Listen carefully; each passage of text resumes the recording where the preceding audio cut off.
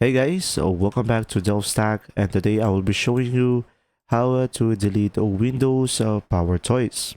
So to do this process, first is you could just simply go ahead and go for the settings in to your computer. You could just simply go ahead and go for the apps over here on the left side of the screen, the options, and you will have an option over here, installed apps.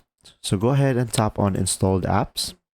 And now the thing is, you are going to find the Microsoft over here.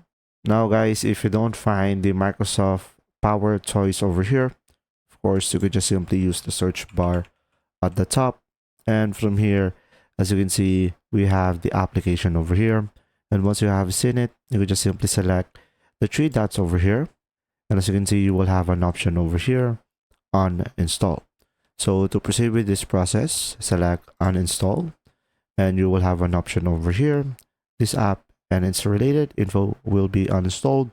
So to confirm, select uninstall, and you will have this set up over here. And you should be able to select uninstall over here. So pretty much all of the features that PowerToys have will now be removed from your computer, and you will no longer have those feature once you have proceed with this process. And after this time, just wait for a while in order for the deletion of the PowerToys remove from your computer.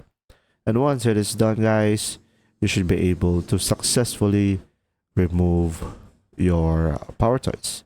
And pretty much, as you can see, it will no longer be available.